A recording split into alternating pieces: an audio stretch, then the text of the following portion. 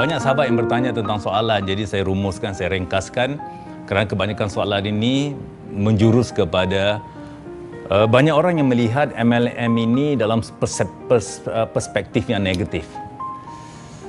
Pada kita tak boleh salahkan mereka yang melihat MLM ini dalam satu bentuk yang negatif, kerana inti multi-level marketing ini kita pernah mendengar orang mengatakan tak kenal maka tidak cinta.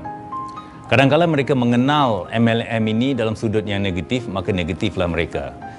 Jadi seringkali kalau saya kupaskan, dia berkisar kepada dalam dua sisi. Yang pertama, orang yang pernah terlibat dalam multi-level marketing dan dia gagal. Dengan kegagalannya itu, mereka membuat satu investasi wang dana yang agak besar. Dan akhirnya dengan kegagalan mereka itu, mereka ceritakan ataupun tetangga mereka melihat tentang perjuangan mereka dan tetangga mereka melihat kegagalan mereka. Ini akan menerbitkan satu unsur negatif kepada masyarakat di sekitar tersebut. Ataupun yang kedua, orang yang tidak pernah mengalaminya, tapi cuma mendengar-dengar berita-berita di koran segala macam gitu, dan akhirnya timbul satu unsur negatif kepada mereka. Sebab itulah teman dan para sahabat sekalian, sebelum kita menganalisanya, kita harus mengenal pasti dulu apa itu multi-level marketing. Multi-level marketing ini sebenarnya banyak bisnes-bisnes yang dimasukkan dalam kategori multi-level marketing, sehingga kan dia telah benar-benar menjadi gaya macam rojak, money game yang memerlukan sponsoring. Mereka sebut juga dengan multi-level marketing. Konsep piramid, binary dan sebagainya. Dan kadang-kala kerana mereka terlalu mengejar kesuksesan itu, akhirnya mereka melibatkan satu investasi yang besar.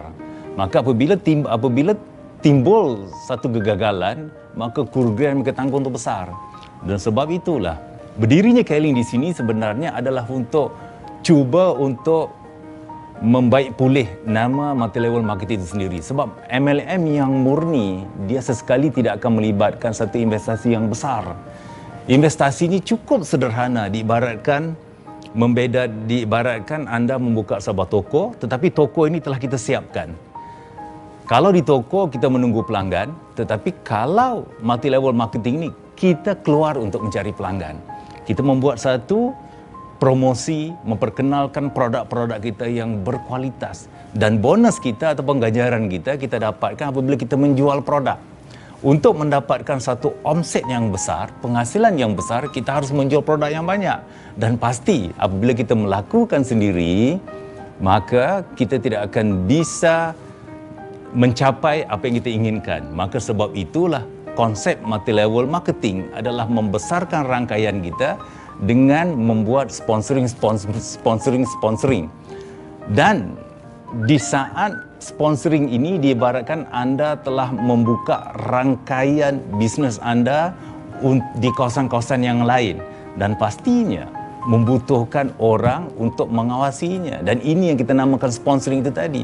Sponsoring adalah untuk memperbanyakkan teman-teman kita, sahabat-sahabat kita, pengikut kita di dalam rangkaian ini, dan akhirnya apabila mereka telah mula menjual, maka omset keseluruhannya itu akan menjadi besar. Dan pastinya insya-Allah apabila anda yang berawalnya cuma semata-mata untuk menjadi seorang usahawan yang kecil, tanpa anda sedari, satu hari kelak anda telah menjadi seorang usahawan yang besar. Dan ini sebenarnya telah banyak terjadi kepada teman-teman kita di sini, mempunyai satu ambisi yang tidak besar, tetapi akhirnya hasil itu mereka dapat lebih daripada apa yang mereka inginkan. Ya. Jadi untuk itu teman-teman, nasihat saya adalah apabila anda berada bersama Keling ini, jangan sesekali kita mengajak orang membuat satu investasi yang besar. Biar investasi masa yang besar, waktu itu harus besar, tetapi wang jangan terlalu besar, supaya di saat mereka tidak siap untuk melanjutkannya, mereka tidak rugi apa-apa.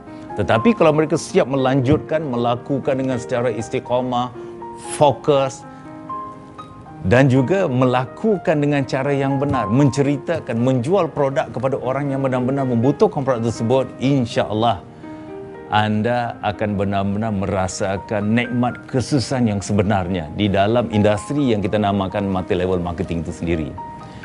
Dan ada juga yang bertanya kepada saya, bagaimana caranya untuk mengalih daripada mereka yang berfikiran negatif ke positif ataupun mengajak mereka-mereka ini aktif. Di saat mereka telah bergabung dengan kita, mereka ini aktif. Pada saya adalah ini satu soalan yang sering kali dipertanyakan.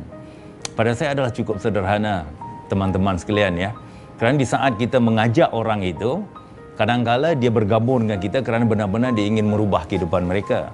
Tapi kadang-kadang dia bergabung kerana kita benar-benar push mereka, desak mereka, dan akhirnya kerana mereka tidak mau didesak, akhirnya mereka bergabung. Ataupun kadang-kadang mereka bergabung semata-mata mereka untuk menggunakan produk kita. Jadi kategori ini anda harus mengenal pasti. Kalau anda bergabung kerana desakan mereka, kerana kita tidak mau kita mengganggu mereka, itu membutuhkan waktu yang panjang untuk anda membawa mereka menjadi seorang yang benar-benar member yang aktif.